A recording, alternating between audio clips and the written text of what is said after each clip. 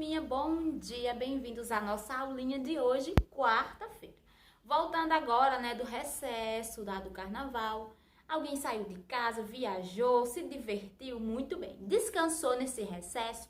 Ótimo, muito bem. Agora vamos voltar às nossas aulas. Então, peguem aí o livrinho de português de vocês, língua portuguesa hoje, quarta-feira.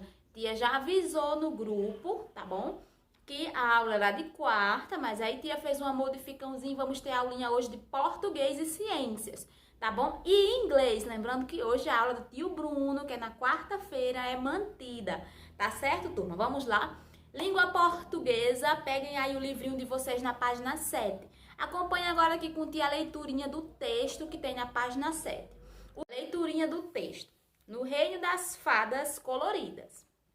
Certa vez, visitei um reino onde nada tinha cor. Faltava algo para que tudo aparecesse. O céu, as nuvens, as estrelas, os astros, o mar, as flores, as árvores e os animais. Não podia ser visto, nada podia ser visto. O escuro se espalhava por toda a parte. Era um reino muito triste, sem vida. O reino da escuridão. Próximo ao reino da escuridão, ficava outro, onde tudo era diferente. O reino das fadas coloridas. Amarelina, azulina e vermelhina eram as fadas que moravam nele. Cada uma era responsável por um pedacinho daquele lugar maravilhoso. Amarelina pintava todos os dias o sol com sua cor preferida, a amarela. Azulina, ao voar com as suas asas cintilantes, espalhava por todo o céu o seu azul anil. Vermelhina, que se encantava pintando as flores com a sua cor predileta, a vermelha. As fadas coloridas caprichavam em seus voos, espalhando pelo reino lindas cores. E quando ao mesmo tempo erguiam suas varinhas, descobriam as novas cores, as novas combinações que podiam criar. Então, resolveram que juntas pintariam a natureza com a sutileza e a nuance de mais outras cores. Vamos, precisamos continuar colorindo este reino, disse Vermelhina com toda a sua força. Amarelina e Azulina concordaram. Vermelhina e Amarelina descobriram que, unindo suas cores, podiam fazer o nascer do sol mais bonito. Amarelina e Azulina pintaram um enorme tapete verde com suas cores misturadas. Também pintaram a copa das árvores e o caule das flores. Num passe de mágica surgiram os tons verdejantes da natureza. E nessa brincadeira tantas outras cores foram surgindo. Eram tantas tonalidades que até mesmo as fadinhas criativas se encantavam. As fadas coloridas sabiam que muito podiam criar, então resolveram procurar outros caminhos para colorir. Foi quando descobriram o reino da escuridão. Olharam e não podiam ver nada. Resolveram então juntar as suas forças e, num abrir e fechar de asas, o reino da escuridão tornou-se também muito colorido. Agora com mais uma cor, a preta. Agora você descobriu porque o mundo precisa das fadinhas coloridas. Elas estão sempre alertas, nunca dormem, para que o mundo das crianças seja sempre muito colorido. Sim, quando a criança acredita nas fadas, elas ficam muito felizes que podem transformar o escuro num lindo arco-íris. Muito bem, vamos então agora começar a nossa atividade. Página 8 diz assim, estudo do vocabulário. Questão 1. Complete as frases utilizando as palavras do quadro. As palavras são sutileza, cintilantes, tonalidades e nuances. Vocês sabem o que é sutileza? Tia, não sei. É algo que tem a ver com delicadeza, quando algo é delicado, tá certo, pessoal? Tia, e o que é cintilante? Dentro aí nós temos um vocabuláriozinho na página 8 com algumas palavrinhas. Cintilante é uma dessas palavras. Cintilante quer dizer brilho, tá certo? É quando você brilha bastante, brilha muito, tá vendo? Ou que tenha muita luz. Nuances. Nuances tem a ver com a tonalidade das cores. Vamos lá. Temos essas 4 palavrinhas dentro do quadro. Letra A. Em sua obra-prima, o artista usou diversas o quê? de cinza. Diversas o quê? Sutilezas, sutilante, tonalidades ou nuances de cinza. B. As estrelas hoje estão mais que os usual. Elas estão mais o quê? Mais sutileza, mais cintilantes, mais tonalidades ou mais nuances? O que é que vocês acham que encaixa melhor com estrela? C. Até as tarefas mais pesadas são executadas com bastante o quê? Pelas mãos dela. E a D. Esta alguma coisa de azul não o favoreceu. Parece que desapareceu na roupa. Questão 2. Assinale a alternativa que apresenta outro significado para a palavrinha astro, né? E aí, o que é que vocês acham que é astro? Astro é outra palavrinha que nós temos dentro do nosso vocabulário, do nosso textinho de hoje, das fadas. Astros tem a ver com estrelas, né? Os corpos celestes que estão no nosso espaço, tá bom? Alternativa A. Os atletas que venceram foram recebidos como astros de cinema, né? Acha que tem a ver? Dá para empregar o astro? Tá correto esse uso de astro aí? Se você achar que está correto, porque a palavrinha astro, que é de estrela, ela pode ser usada de outras formas. Se a gente usar o astro aqui nessa frase, vai dar certo? O sentido vai estar correto? Vai sim, tá bom? B. Sem a interferência da luz artificial é possível enxergar muito mais astros no céu. E a C. O Sol não é o maior dos nossos astros. Nessa questão, nós queremos o outro significado de astro, não aquele de corpo celeste, tá bom? Questão 3. Escreva no seu caderno frases com as palavras solicitadas. Uma frasinha com a palavra copa, uma frasinha com a palavra nil e outra frase com a palavra verdejante, tá bom? Página 9. Estudo do texto. Quais são os dois reinos do que o texto fala? Quais são os dois reinos? E eu esqueci. Pode voltar lá no texto e pode ler de novo. Questão 2. Quem vive no reino das fadas coloridas, pessoal? Quem é que vive lá? Dê os nomes dos personagens, tá bom? 3. A quem o texto atribui o colorido do mundo? Segundo o nosso textinho das fadas coloridas, quem é que dá cor ao mundo? Questão 4. Que tipo de cores essas fadas representam? Tá bom? Então, vamos marcar aí. São cores frias, são cores quentes, são cores primárias ou são cores secundárias? Você vai marcar aí. Questão 5. Quais eram as atribuições de cada fadinha? Você vai dizer. A amarela fazia o quê? A azul, tá bom, pessoal? Na questão 4, das questões das cores, né? Nós temos as cores primárias, que são aquelas primeiras cores surgidas, que é vermelho, azul e amarelo. Todas as outras cores são formadas a partir da combinação com essas três. Por isso elas são chamadas de cores primárias, tá certo, pessoal? Que são as cores que dão origem às outras. O que são cores secundárias? São cores formadas a partir das três, azul, né, amarelo e vermelho. Se a gente juntar, por exemplo, azul e verde, azul e amarelo, vai dar que cor? Vai dar verde. Então, verde ela já é uma cor secundária, ela foi criada a partir da junção de outras cores, tá certo? O que são cores frias? Cores frias são tons, por exemplo, de pastel, tá certo? É um roxo, um azul escuro, é considerada cores frias. E o que são cores quentes? São cores puxadas mais para um laranja, tá certo, turma? Entenderam? Questão 6. Pinte cada fada com a sua cor preferida, tá certo? Aí você vai aí, temos 3 desenhozinhos de fada, e aí vocês vão pintar bem bonitinho, cada uma do desenho, tá certo? E aqui nós encerramos a nossa aulinha de língua portuguesa, tá bom? Lembrando que para quem tá em casa, ou vai decidir primeiro fazer essa de português, ou primeiro a de inglês, tá bom? Ou primeiro a de ciências, vocês decidem qual fazer primeiro, tá certo? Contanto que façam todas, tá bom, pessoal? Beijinho! Vamos agora para a nossa aulinha de ciências, tá certo?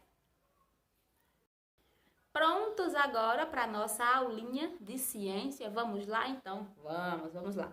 Peguem aí o livrinho de ciência de vocês, coloque ele na página 6, tá certo? Vamos falar agora até onde vai o universo, tá certo, turma? Pega o livrinho e vamos lá.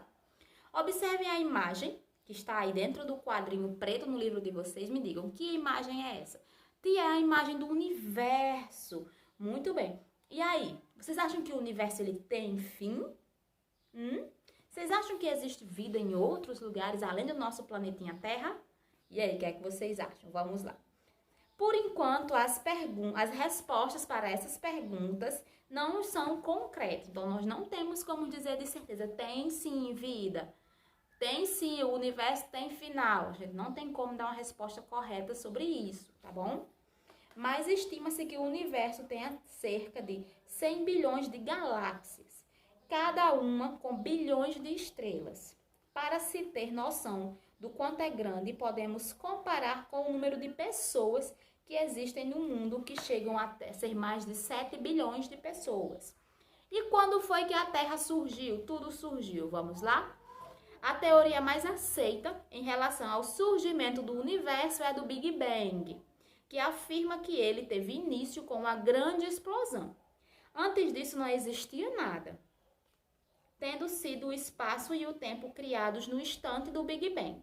Formaram-se então as galáxias com aglomerados de planetas, a Via Láctea, que é a galáxia em que se encontra a Terra, e ela possui cerca de 200 bilhões de estrelas, né? Então, inicialmente, nós temos a teoria do Big Bang, que ela nos apresenta, né, a teoria de que a Terra surgiu a partir de uma explosão. E antes dessa explosão não existia nada. E a partir dessa belíssima explosão, né, foram sendo criados os planetas, as galáxias, a vida na Terra e por aí vai. Na infinidade do céu, à noite é possível ver astros que podem ser luminosos ou iluminados. Os astros luminosos são aqueles que possuem luz própria, como as estrelas. Lembram que lá na aulinha de língua portuguesa nós aprendemos o que significava a palavrinha astros? Muito bem. Astros, ele está se referindo às estrelas, tá vendo aí? E as estrelas, elas podem ser de dois tipos diferentes, luminados e iluminados. Aí nós começamos com os luminosos, né? Que é aqueles que têm vida própria, como as estrelas. E agora vamos para os iluminados, que eles não têm luz própria. A luz que os ilumina vem das estrelas, como por exemplo, o planeta, os satélites, os cometas e os asteroides. Eles não têm vida própria. Eles pegam a vida de outros astros que brilham no sistema solar. O Sol é a estrela que fornece luz e calor à Terra. Vamos falar agora sobre os planetas. Os planetas são astros que giram em torno das estrelas, recebendo luz e calor delas. Os planetas possuem tamanhos, formas e composições variados. A Terra, o nosso planeta, ela possui uma cor azulada devido à luz que incide sobre a grande quantidade de água de sua superfície. Por isso é conhecida como planeta azul, certo, pessoal? Então vamos lá. Nós aprendemos agora que os planetas, eles podem ser diferentes. São todos do mesmo tamanho? Não. São todos da mesma cor? Não. Todos são do mesmo jeito? Não. Então, todos os planetas, eles são diferentes. Eles têm tamanhos, cores, formas diferentes, tá certo?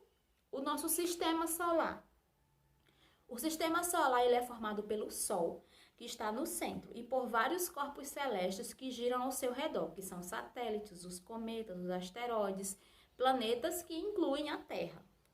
Ao todo, existem 8 planetas no sistema solar. São eles, na ordem do mais próximo para o mais distante do Sol. Nós temos o Mercúrio, Vênus, Terra, Marte, Júpiter, Saturno, Urano e Netuno, tá bom? Os planetas e os satélites realizam movimentos no sistema solar, cada um a seu tempo. O movimento que é feito ao redor do Sol é chamado de translação. E o movimento que é feito em torno de si é chamado de rotação. Né? Tia, como assim? Nós temos o nosso sistema solar, que é composto, né, por planetas que giram ao redor do Sol, tá bom? Então, estamos todos girando ao redor do Sol no nosso sistema solar. E aí nós temos outros planetas que fazem parte do nosso sistema. Que planetas são esses? É Mercúrio, Vênus, o nosso, né, que é a Terra, Marte, Júpiter, Saturno, Urano e Netuno. Temos 8 planetinhas, né? E esses planetas, eles fazem, eles têm a mesma coisa que a Terra tem, satélites que giram ao redor dele, tá certo? E aí nós temos a Terra, ela tem 2 tipos de movimento. Ela tem a Terra, que é o nosso planeta, ela tem um movimento de translação e um movimento de rotação. O movimento de translação é quando a Terra ela gira ao redor do Sol. E o movimento de rotação é quando a Terra gira ao redor de si, a voltinha que ela dá nela mesma, tá certo? A rotação, que é o movimento que a Terra dá em torno dela mesma, que é o giro que o nosso planeta dá, é chamado de rotação, e ele leva 24 horas, ou seja, é um dia. O movimento de rotação é o nosso dia. Quando passa um dia, a Terra deu um giro completo ao redor de si mesma. Já o de translação é quando a Terra gira ao redor do Sol. Que isso vai levar o quê, galera? Um ano para acontecer, tá certo? A translação, daqui que a Terra, tá aqui o nosso Solzinho, daqui que a Terra gira ao redor do Sol todinho, para ela chegar no ponto de início, vai levar um ano, tá bom? Existe também o chamado ano bissexto. Vocês sabem o que é o ano bissexto? É o ano que vai ter 366 dias, ou seja, um dia a mais do que os anos normais, tá certo? E aí nós temos que falar um pouquinho sobre a Lua. A Lua, né? Os satélites são astros que giram em torno dos planetas, assim como estes giram ao redor do Sol. Os satélites são astros iluminados, pois não são dotados de luz própria. A Lua é um satélite natural da Terra. A luz que ela emite durante a noite é a luz do Sol, que é refletida nela como um espelho. Então, vamos lá. Nós temos a Lua, que é um satélite natural da Terra, nosso planeta. E a luz que nós vemos na Lua, aquele tom bonito de dourado, lindo, né? Aquela luz não é própria da Lua, é uma luz própria do Sol, tá bom? A gente tá vendo a luz refletida do Sol na Lua, ok?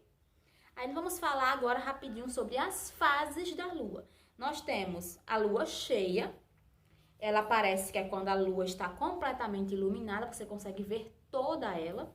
Nós temos a Lua nova, que é na fase que o lado voltado para a Terra não recebe luz, então nós não vemos lua. Então, quando vocês olharem para o céu que não virem uma lua, é porque a lua nova, a sombra da Terra está sobre a lua, então a gente não vê a luz do sol nela.